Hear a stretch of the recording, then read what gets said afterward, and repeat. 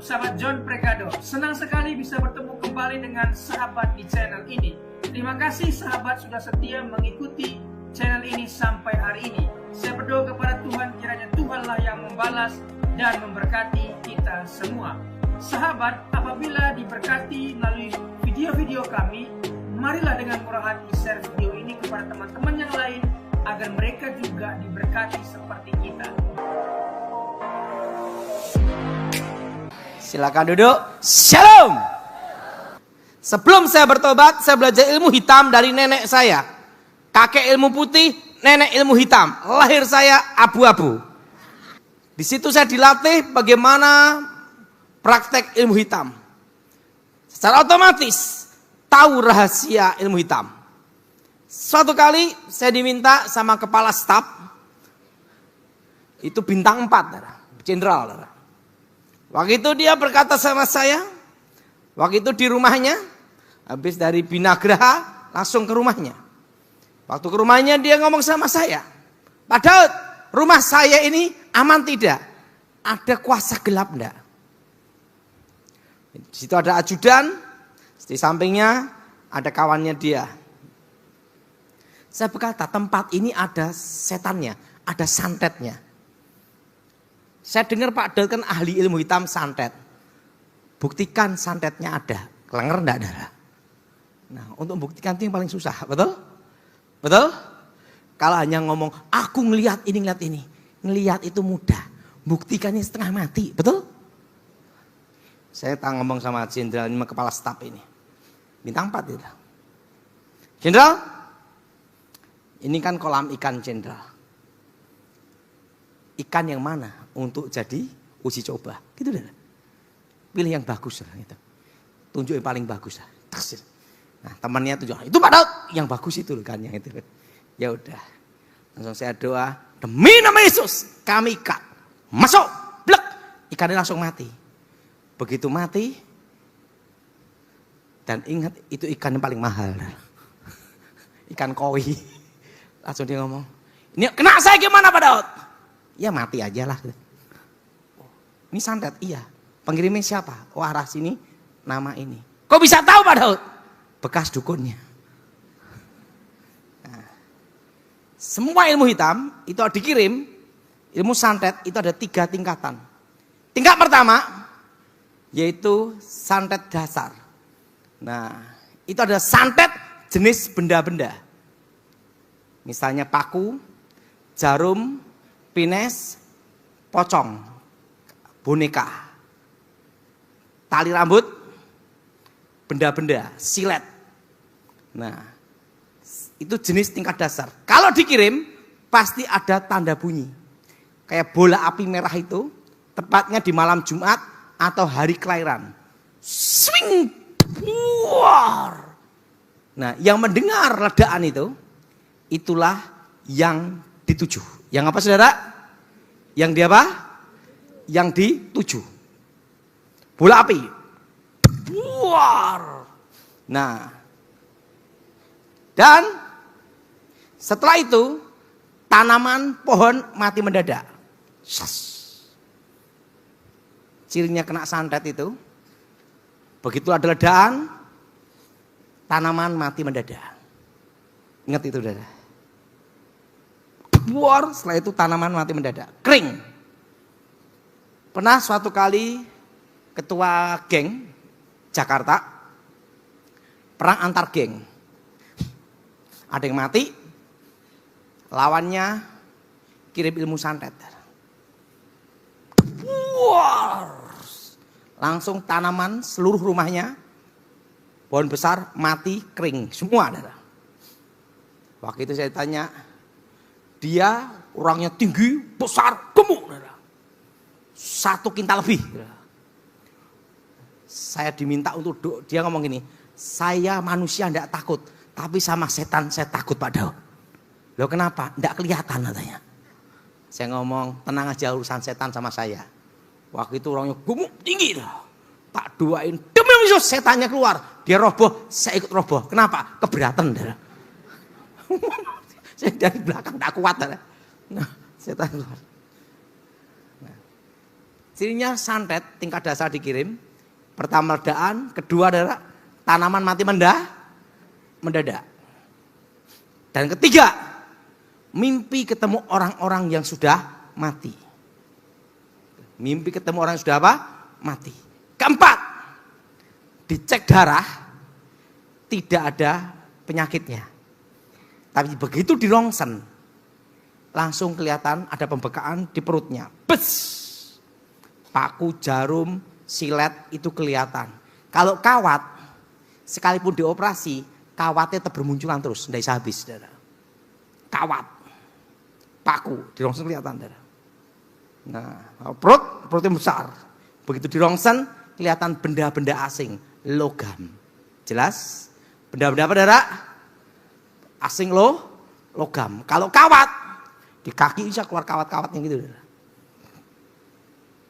Nah, di rongsen, kelihatan. Nah itu cirinya orang kena santet. Mimpi orang mati, ledakan, tanaman mati mendadak, ngimpi.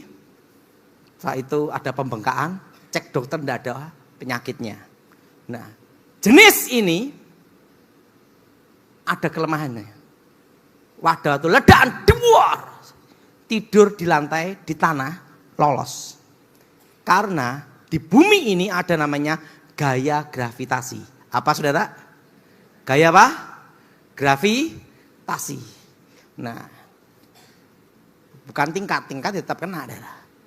Terus tanah, begitu bunyi duar, tidur di tanah, lolos. Tapi kena masuk angin. Nah, kedua, orang yang suka tertawa tidak bisa kena santet, saudara. Ngomong sama sebelahnya, jangan ketawa sendiri. Jelas? Orang yang suka apa? Tertawa. Nah, dan keluarga harmonis tidak bisa kena juga. Nah, harus ada hati apa? Gembira. Dan keluarga apa? Harmonis. Kelemahan jenis ilmu santet tingkat dasar ini, unsur benda-benda ini, itu benda logam masuk alam gaib, yang nyata menjadi maya, dari batas ruang dan waktu, masuk dalam tubuh, kembali ke alam nyata. Kelemahannya 3. Kalau untuk orang yang bukan Kristen, 3 ini. Suka tertawa, waktu ledakan ada di apa? Tanah, udah kena ya udah bisa ada. Nah yang ketiga, mengampuni. Kenapa saya bisa nolong orang yang bukan Kristen? Karena tahu rahasia yang ketiga, mengampuni. Santet dikirim, semakin dendam, semakin kuat kekuatannya. Tapi kalau yang kena mengampuni, memaafkan, maka kekuatan itu menjadi netral. Makanya Alkitab berkata, mengampuni. Apa saudara? Nah, santet kalau keluar itu biasa lewat buang air besar, mulut atau telinga. Dan kalau yang kena santet itu mengampuni, dia pasti tahu siapa yang nyantet. Karena ada namanya manusia, ada instingnya. Dia mau memaafkan, mengampuni, maka kekuatannya itu luntur secara bertahap, netral, itu 3 bulan. Asal namanya mau mengampuni. Maka Tuhan Yesus berkata apa? Kalau kamu mengampuni, Bapamu pun mengampuni. Amin. Amin. Ngomong sebelahnya, mengampuni. Jelas? Makanya kalau ada orang kena santet tingkat dasar ini, saya ngomong gini, maukah kamu mengampuni orang yang nyantet kamu, yang mau membunuh kamu? Selesai itu, saudara. Istrinya cinta sama suaminya, namanya kekuatan cinta. Itu juga bisa mengalahkan ilmu santet juga. Karena di dalam diri manusia ada namanya ikatan batin. Namanya harmonis.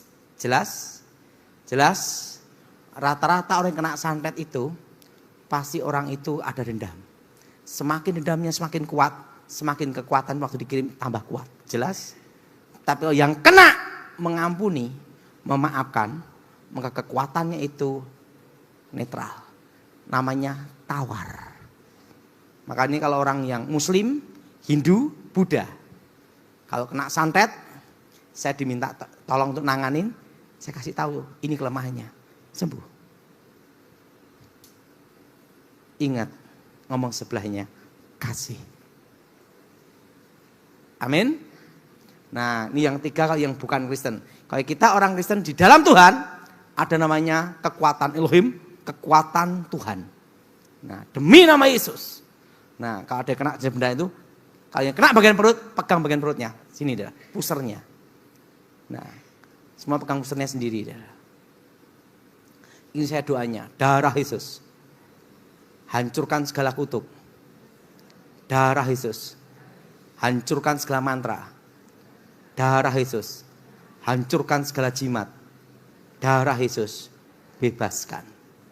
Demi nama Yesus. Roh-roh jahat keluar. Nah, biasanya benda yang dari alam gaib kembali ke alam gaib. Tapi kalau keluar fisik, biasanya lewat buang air besar, mulut, telinga. Nah, tapi yang kena bagian kaki, sini, itu doakan bagian telapaknya, sini dah. Kalau santetnya kawat biasanya di sini dah. Bagian telapak, saya pernah salah satu anggota dari partai, kena, minta tolong saya, kawat. Itu di rongsen ada kawatnya, dicabut, keluar terus dah. Saya ngomong, caranya gimana? Doakan di bagian apa? Telapak kaki. Nah, kalau yang kena bagian tangan, pegang bagian telapak tangan sini. Nah, kalau kena bagian kepala, kepala itu kayak mau pecah rasanya, Dara. Waktu di rongsen itu langsung kelihatan silet, paku atau kawat. Itu doanya tepat bagian sini, pegang bagian sini. Bukannya sakit kepala. Nah, ini kelemahannya. Jelas? Darah Yesus hancurkan kutuk. Darah Yesus hancurkan mantra. Darah Yesus bebaskan. Demi nama Yesus roh jahat keluar. Nah, ingat cirinya apa? Bola api. Di hari kelahirannya. Orang Jawa wetonnya atau malam Jumat. Tepat kira-kira jam 12 jam 1. Bes kelihatan. Jenis santet tingkat dasar ini kalau orangnya di luar pulau tidak bisa kena. Karena harus ada izin mutasi pindah. Nyebrang laut. Nyebrang apa? Nyebrang apa? Laut. Tapi sudah terlanjur kena. Sekalipun di luar pulau tetap karena benda ini sudah terlanjur masuk. Nah, itu harus didoakan dan mengampuni. Tingkat dasar. Kedua, tingkat menengah.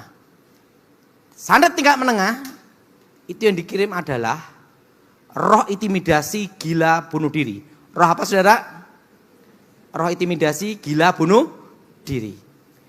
Jenis ini kalau dikirim, beng, itu seperti pasir menyebar di atap rumah. Setelah itu hewan-hewan mati mendadak.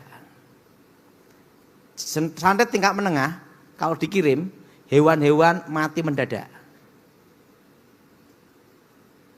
Setelah hewan-hewan mati mendadak, yang bersangkutan mimpi ketemu orang-orang yang sudah mati. Dan yang keempat, yaitu apa? Akan melihat apa yang ditakutkan. Kalau dia takutnya darah, maka setiap tembok-tembok keluar darah. Nah, setiap tembok-tembok keluar apa? Darah. Kalau dia takutnya itu adalah burung hantu.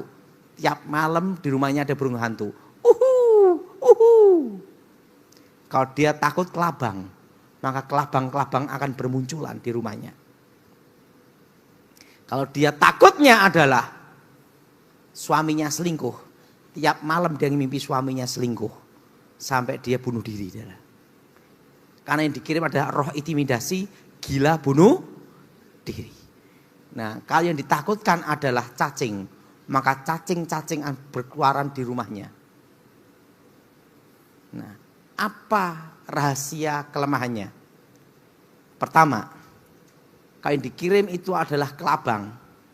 Cirinya kelabang. Kelabangnya apa? Dibakar. Karena barang itu adalah lambang dari sang dukun. Jelas? Jelas? Jelas? Suatu kali ada anggota calon partai dari DPR RI dikirim santet. Mulutnya keluar rambut-rambut. Setelah itu tiap malam ada burung hantu. Tiap malam. Sore burung gagak. Kau. Dan setiap mandi dia keluar batu-batunya dalam badannya. Karena dia orang Kristen, dia panggil pendeta. Pendeta datang, setan keluar. Pendeta keluar, setan datang. Itu berbulan-bulan sampai manggil pendeta. Luar negeri, dalam negeri, ekspor import. Akhirnya saya diminta tolong. Saya lihat bapak ini yang nyantet itu pengertian. Kenapa? Bapak ini botak dikirim rambut. Mulutnya. Dia tanya sama saya, bagaimana cara mengalahkan ini? Saya nggak ngomong, mudah. Rambutnya apa? Dibakar. Kalau saudara ada pocong yang dikirim, pocongnya dibakar. Itu lambang dari dukunnya. Jelas? Jelas? Kayak yang dikirim itu cacingnya dibakar. Padahal itu burung hantu. Tembak dor goreng. Itu lambang dari apa? Dukunnya, nyawanya adalah. Gagak dor selesai dah. Jaring itu. Yang dikirim itu lalukan dengan api. Apa saudara? Kena apa? Api. Karena itu lambang dari dukunnya, nyawanya adalah. Saya tanya sama bapak ini, bapak mau sembuh atau mati? Mau sembuh. Kalau mau sembuh ini caranya. Kelemahan tingkat ini adalah ikut saya semua. Yang ada, ikut saya. Yang ada dianggap tidak ada. Jadi apa? Lawan ketakutan. Cuek. Dikirim rambut. Kumpul jadi wig. Bakar udah. Saudara, yang dikirim bakar. Dan lawan anggap tidak ada. Nanti ada suara-suara di telinga. Roh-roh jahat di telinga bisikin. Anggap kayak tidak ada. Cuekin. Setan itu punya kelemahan. Pada waktu tidak dihiraukan, setannya bingung sendiri. Jelas? Jelas? Ngomong sama sebelahnya. Jangan hiraukan setan. Jelas? Jadi kelemahan tingkat menengah itu pada waktu yang ada dianggap tidak ada. Apa saudara? Apa saudara? Waktu yang ada dianggap tidak ada. Itu dia lakukan ini maksimal 3 bulan pasti sembuh. Karena yang perlu dihadapi adalah jiwanya sendiri. Jelas? Jelas? Dan dilatih berperang demi nama Yesus dengan kuasa darah Yesus. Darah Yesus bebaskan tubuh jiwa rohku. Darah Yesus bentengi aku. Ingat saudara, kuasa darah Yesus. Amin. Amin. Jadi ingat, kalau saudara ada kasus itu, kebenaran itu memerdekakan. Baca Alkitab, jangan hiraukan. Anggap tidak ada, sembuh. Tapi kalau hiraukan terus, tambah jadi. Karena akan dipancing ke alam dimensi namanya. Bisa gila. Jangan hiraukan. Jelas? Jelas? Ini yang kedua. Yang kedua ini adalah tingkat satu negara. Kalau orangnya keluar negeri, ada batas teritorial. Jelas? Kalau yang ini tingkat menengah. Yang ketiga, tingkat tinggi. Santet tingkat tinggi itu santet pusaka. Keris, tombak, atau mimis kumbang seperti kecil segini. Nah, begitu mantra diucapkan, das, itu kayak petir menyambar. Bung. Itu kayak sinar perak gitu. kayak kilatan petir. Des! Tes! 5 menit, mati. Yang diserang apa? Jantung. Des! Berhenti langsung, jantung berhenti. Nah, atau otak. Des! Selesai. Pak, bagaimana nanganinya? Udah mati gimana lagi, Dana? Yang bisa lolos santet tingkat tinggi hanya orang yang hidup dalam Tuhan. Di dalam nama Yesus. Nah, selama hidup saya yang bisa lolos dari santet tingkat tinggi, Gilbert. Pendeta gemuk itu. Kenapa? Saya kalah sama dia. Saya dulu menguasai santet itu. Nah, kalau saya pernah berhadapan santet tingkat tinggi itu pernah. Itu tahun 2011. Ini pengalaman saya menghadapi santet tingkat tinggi. Suatu kali, saya tuh waktu ngawal presiden, saya ngawal almarhum Ibu Ani Yudhoyono sama Edi Wibowo, Kepala Staf Angkatan Darat. Dan bidang saya dulu itu ada tim pendahulu dulu. Sebelum presiden tiba, bus. Tim Evan namanya, tim Aju, tim Evan. Lihat survei lokasi, analisa, data, pengumpulan, data intelijen, semuanya ada. Setelah itu, dan saya langsung telepon di 2 telepon. Kepala Staf Angkatan Darat, Edi Wibowo, sama Ibu Presiden. Izin Ibu, aman, baru mendarat. Itu tugas saya dulu Pulau Jawa sama Bali. Nah, luar pulau tidak. Nah, sekali ada di Makassar, 3 kali berarti. Terus bidang tim pendahulu dan anti teror, yaitu terorisme, penanggulangan teroris. Itu Nurdin M. Top, Dr. Asahari, setelah itu bom Jati Asih. Itu dulu waktu penugasan saya dulu. Zaman Pak SBY. Nah, masalah santet-santet, saya tidak terlalu dilibatkan. Karena apa? Beda keyakinan, ngerti tidak? Tapi suatu kali, di tahun 2011, ada yang mengirim ilmu kekuatan gaib yang tingkat tinggi dari India. Sai Baba. Dengs. Itu di kediaman Cikias, itu keluar asap. Bes gitu. Ditanganin banyak orang, tidak bisa. Almarhum Edi Wibowo memberitahu, ini kekuatan mistiknya dari agama ini. Kita harus cari yang lebih tua, gitu lah. Nah, lebih tua dari agama itu apa? Animisme, dinanisme. Ada enggak yang aliran lebih tua? Ada. Siapa? Daud.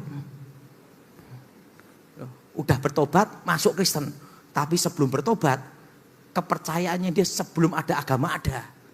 Di Indonesia, dari garis keturunan ini. Itu ilmunya lebih tua. Animisme, dinanisme. Oh iya, yang tim pendahulu itu, iya. Kok enggak pernah dikasih tahu?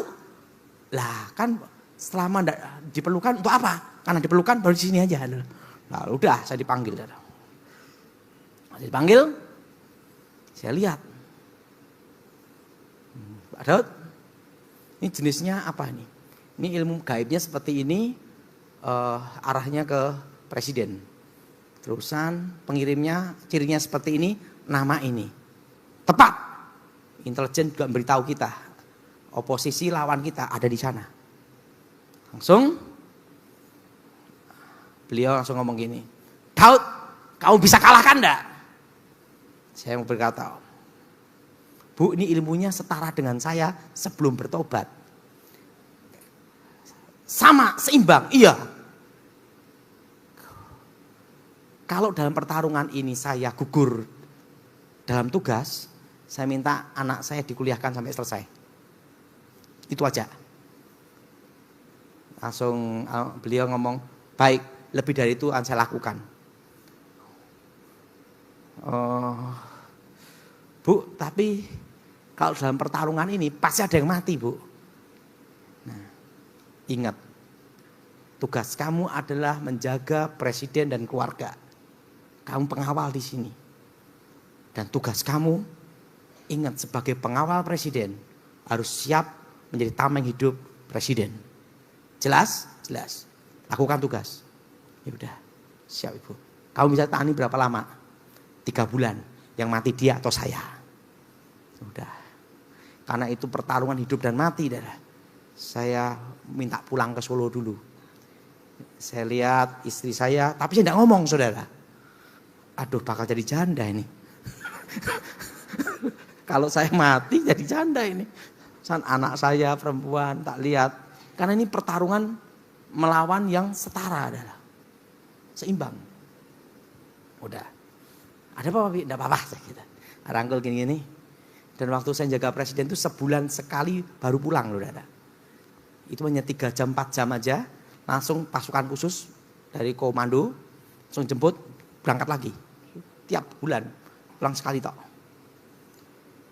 Untuk pertarungan ini saya siapkan di Jakarta, saudara. Disiapin tempat, saudara. Hari pertama. Ini pertarungan ini, saudara. Ular-ular dulu berdatangan, saudara. Kobra, saudara. Saya doa apa? Darah Yesus, hancurkan kutuk. Darah Yesus, hancurkan mantra. Darah Yesus, hancurkan jimat. Darah Yesus, sucikan. Demi nama Yesus, roh jahat keluar. Das. Keluar. Dan waktu itu, saya masih ingat. Saya ngomong sama almarhum Ibu Ani. Sama ngomong sama Edwi Bowo. Pak Edi, ini kalau saya perang ini pasti ada yang mati loh. Daud, aku percaya kamu pasti naluri insting tempur kamu masih ada. Itu mendarah daging ke kamu. Orang naik sepeda, bisa naik sepeda. 15 tahun tidak naik sepeda. Begitu naik sepeda langsung terbisa, ya kan? Nah, kamu dulu kan ahli santet, membunuh tanpa jejak. Hanya sekarang kamu dikasih sepeda, sepedanya setan atau dari Tuhan, gitu ya kan? Waduh. Sekarang sepedanya terkasihkan, kamu mau milih mana? Ya saya pilih Tuhan lah, betul enggak? Ya udah, kamu kan tahu teorinya, tahu caranya. Oke, baik. Wah, langsung jalan, saudara. Hari yang kedua, itu doa puasa 3 bulan, saudara. Wow, dewa tinggi besar, ada ular kobra di sini, saudara. Pakai trisula, lempar, peng, kena bagian kaki saya, sakit saya, pincang. Saya doa darah Yesus keluar lagi, saudara. Yang ketiga, dewa bertangan banyak. Setengking demi Yesus setan keluar. Nah, baru saya gunakan teknik membunuh lawan dan kekuatan lawan. Nah, itu ada senjata rahasia saya sebelum bertobat. Tapi itu bukan ilmunya yang saya pakai, tapi tekniknya. Apa saudara? Tekniknya, cara mengembalikan ilmu. Karena ada caranya itu, saudara. Tapi itu rahasia, nggak bisa kasih tahu. Cara mengembalikan ilmu. Membunuh lawan, semakin lawan kekuatannya hebat, matinya tambah cepat. Saya kumpulkan kekuatan lawan dulu. Nah setelah itu saya kunci. Doa. Demi nama Yesus, kembali ke asalmu. Peng! Kaca itu hancur semua, adalah kayak pasir itu. Das! Jadi khas saya itu satu. Jantung berhenti. Deng! Saya lihat lawan kalah, terasa. Das! Mati. Saya telepon ke Ibu Presiden. Izin Ibu, target sudah selesai. Jam sekian. Langsung almarhum Edwi Bowo. Oke, atase akan mengecek. Kedutaan kita langsung ngecek semua. Intelijen, arahan. Jam sekian. Daud ngomong jam sekian. Satukan, oke. Tepat waktunya, jamnya sama, perkataannya sama. Oke, berarti bukan mati kebetulan, mati beneran. Lawan kamu Daud, mati. Setelah saya bawa mati, beliau ngomong sama saya, Daud, 3 benua aja mati, apalagi yang di Indonesia. Izin jenderal saya udah bertobat. Daud, kalau kamu tidak bertobat gimana ya? Wah, diorder gimana tuh? Jenderal saya udah bertobat. Saya hanya gunakan tekniknya saja. Tapi kekuatannya kekuatan Tuhan, nama Yesus. Amin. Nah, setelah itu mulai baru saya masuk penangkal ilmu hitam. Sama almarhum Ibu Ani, wis Daud bidangnya itu. Dulunya awalnya 2004 tuh tim pendahulu itu. Nah setelah itu 2011, 2013. Nah, di dekat Patra Jasa, kediaman kepala staf ya.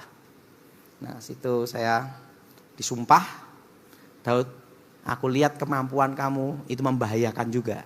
Kalau sampai digunakan lawan politik. Seumur hidup kamu tidak boleh menggunakan lagi, melatih, mendidik, dan membocorkan rahasia, mengalahkan lawan dan kekuatan lawan. Karena ini kalau sampai ketahuan, rahasia ini banyak orang mati tanpa jejak. Nah, untuk keamanan nasional, kamu disumpah dulu. Jadi sumpah, tidak boleh melatih, tidak boleh mengajar, tidak boleh membocorkan rahasia itu. Cara menggunakannya. Nah, dan Edibu ngomong cukup selesai sampai kamu. Itu perintahnya. Makanya sampai sekarang saya ditanya, padahal gimana? Sama Mas Ibas, ya baik pelayanan aja. Satu hal pesan saya untuk saudara, yang ngalahkan itu adalah kekuatan Tuhan. Amin. Nah, tapi rahasia tekniknya itu saya disumpah tidak boleh membocorkan. Itu ada caranya.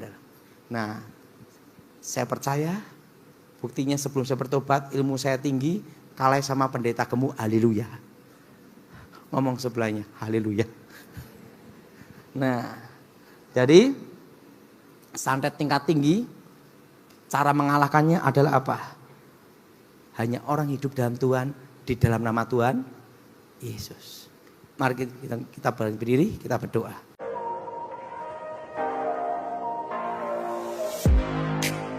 Terima kasih sahabat sudah menyaksikan tayangan kami hari ini. Saya percaya kita pasti diberkati. Apabila kita diberkati dengan tayangan hari ini, marilah kita dengan murah hati share video ini kepada teman-teman kita yang lain, agar mereka juga diberkati. Firman Tuhan mengatakan, diberkati untuk memberkati, sehingga nama Tuhan dipermuliakan dan namanya diagungkan. Sahabat, banyak sekali pelajaran yang kita bisa ambil dari tayangan hari ini. Marilah catat poin-poin yang telah disampaikan, kita simpan dalam hati dan kita aplikasikan dalam kehidupan sehari-hari. Setiap kita pasti akan bertemu di yang namanya masalah. Kita tidak perlu undang masalah, tetapi dia sendiri akan menghampiri kita dengan maksud menguji iman kita, apakah kita tahan uji dan tetap mengandalkan Tuhan atau tidak. Tetapi apabila kita menang atas masalah itu, maka kita juga akan mendapat pujian dari Sang Pencipta. Karena kita tahan uji dan terus mengandalkan Tuhan, tidak hanya dapat pujian, dapat mahkota juga. Mahkota abadi karena kita setia dan tetap kuat dalam Tuhan.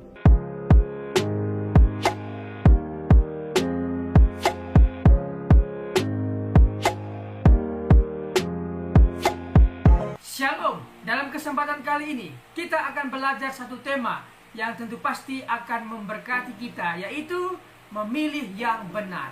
Orang percaya pasti memilih yang benar, memilih kegiatan pekerjaan yang benar yang menguntungkan dirinya di masa depan. Apabila hari libur, apakah yang akan kita lakukan? Apakah kita bermain game sepanjang hari dan membuka aplikasi main game sepanjang hari? Apakah itu yang akan kita lakukan? Orang percaya pasti menggunakan waktu yang sangat bijak. Bisa belajar, bisa beristirahat, dan juga bisa membantu orang tua. Jadi sekali lagi, orang percaya pasti menggunakan waktu sebaik-baiknya. Dia belajar, dia juga beristirahat, dan dia juga membantu orang tua, membantu orang-orang di sekitarnya. Sekali lagi, orang percaya pasti memilih yang benar. Ingat, 3B. Yang pertama adalah belajar, bekerja, dan beribadah.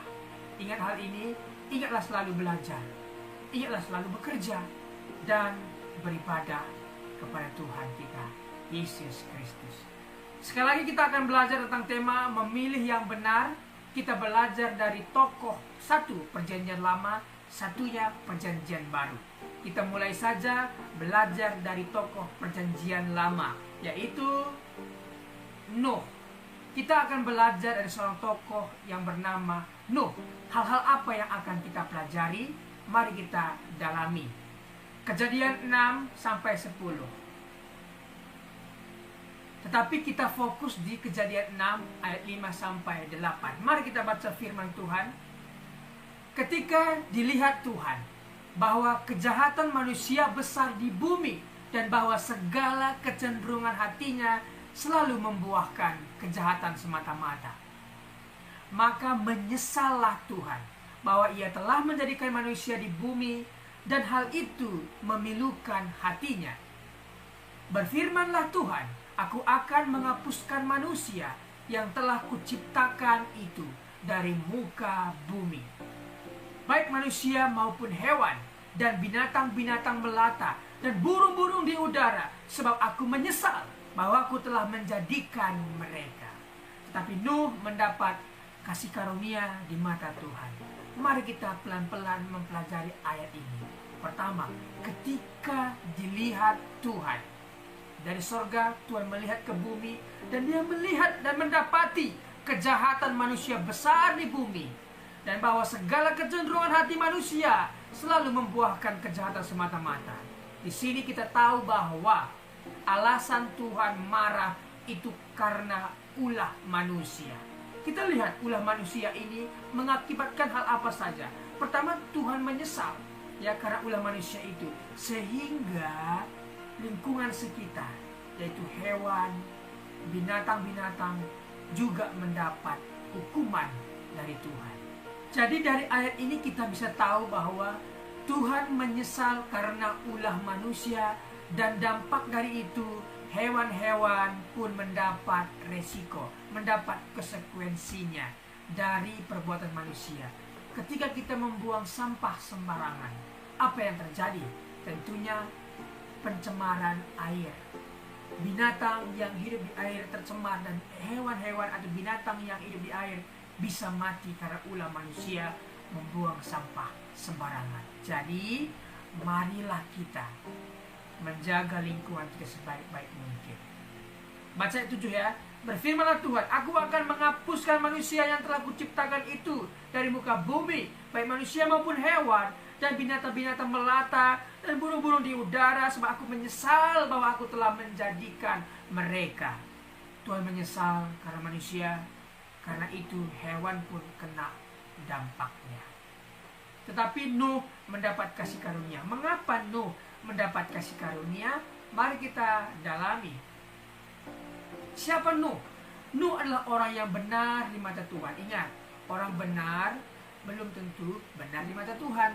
Tetapi orang yang dibenarkan Tuhan, yang sudah diampuni Tuhan, dimaafkan Tuhan, dihapuskan Tuhan dosanya, dibenarkan oleh Tuhan karena dia percaya, dan saya percaya kepada Tuhan dan kemudian saya dibenarkan, maka orang benar ini mestinya melakukan hal-hal yang benar yang menyenangkan hati Tuhan.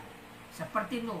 Nuh benar di mata Tuhan dan dia mendapat kasih karunia, dan dia dibebaskan dari malapetaka kedahsyatan air bah. Oke, kita belajar lebih dalam lagi. Tidak mau terpengaruh oleh pikiran, perkataan, dan perbuatannya. Artinya Nuh tidak mau terpengaruh pikirannya dengan pikiran-pikiran dunia, perkataan-perkataan dunia, perbuatan-perbuatan dunia yang tidak memberikan contoh. Dia tidak mau mencemari pikirannya, perkataannya, dan perbuatannya. Kita tahu bahwa sebuah kapal tidak akan tenggelam dengan air yang di sekitarnya. Akan tetapi kapal itu akan tenggelam apabila air yang di sekitarnya sudah masuk ke dalam. Artinya kita tidak akan bisa terpengaruh apabila kita tidak mengizinkan perkataan-perkataan orang masuk ke dalam pikiran kita. Jadi pikiran kita ini adalah sebuah aset, sebuah properti yang sangat berharga. Jangan kita mau dikotori, dirusak properti kita oleh perkataan-perkataan orang. Jangan sekali-kali mengizinkan hal itu masuk ke alam pikiran kita. Tetapi mari kita pikirkan yang ada di atas, yang di sorga, yang indah, yang mulia. Itulah yang dilakukan oleh Nuh, sehingga Nuh berkenan di mata Tuhan. Senantiasa hidup bergaul dan beriman kepada Allah. Orang yang sudah dibenarkan oleh Tuhan, maka senantiasa dia bergaul dan beriman kepada Tuhan. Apa yang dia lakukan, yang ada di Alkitab yang benar, perkara-perkara yang baik, itulah yang kita lakukan. Memang dalam Alkitab banyak sekali peristiwa, banyak sekali kejadian dituliskan untuk satu hal, informasi, satu hal lagi, pengajaran. Jangan kita menjadikan informasi itu dari pengajaran, tetapi carilah pengajaran yang menguatkan kita. Oke? Yang berikutnya, menjadi berkat dan contoh bagi keluarganya dalam ketaatan, kesalehan, iman, dan perbuatan baiknya. Nuh menjadi berkat dan contoh bagi keluarganya dalam ketaatan, kesalehan, iman, dan perbuatan baiknya. Jadi seorang bapa, seorang kepala rumah tangga harus mengikuti teladan yang diberikan Nuh kepada anak-anaknya, menantunya, bahkan istrinya. Inilah contoh yang memilih dengan benar. Berikutnya kita belajar dari seorang tokoh di Perjanjian Baru, yaitu Paulus. Hal apa yang akan kita pelajari? Kisah Para Rasul 9 ayat 1 sampai 6. Kita akan membaca dalam Kisah Para Rasul 9 ayat 1 sampai 2. Sementara itu, berkobar-kobar hati Saulus untuk mengancam dan membunuh murid-murid Tuhan. Ia menghadap imam besar dan meminta surat kuasa daripadanya untuk dibawa kepada majelis-majelis Yahudi di Damsyik, supaya jika ia menemukan laki-laki atau perempuan yang mengikuti jalan Tuhan, ia menangkap mereka dan membawa mereka ke Yerusalem. Siapa Paulus? Paulus memiliki doktrin yang begitu keras. Ajaran yang menyakiti orang lain adalah salah. Tapi Paulus merasa benar. Ketika dia menyakiti orang lain, ketika dia menangkap pengikut Tuhan dan menjebloskan ke penjara, menganiaya, dia merasa benar akan hal itu.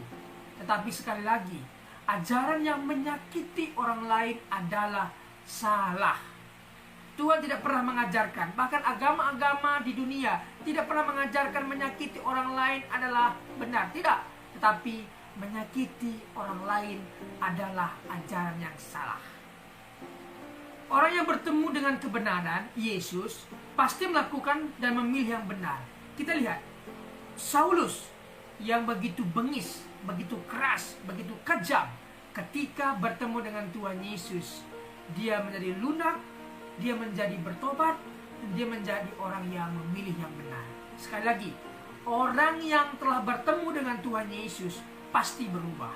Jadi sahabat, apabila sahabat punya nenek, kakek, bapak, ibu, apapun itu, bawa mereka dalam doamu, doakan mereka. Ketika mereka bertemu dengan Tuhan, maka mereka akan berubah. Jadi sekali lagi, orang sekeras apapun, sebejat apapun, sebengis apapun, ketika dia bertemu dengan Tuhan, pasti lunak dan mengalami perubahan yang luar biasa. Contohnya adalah Paulus ini.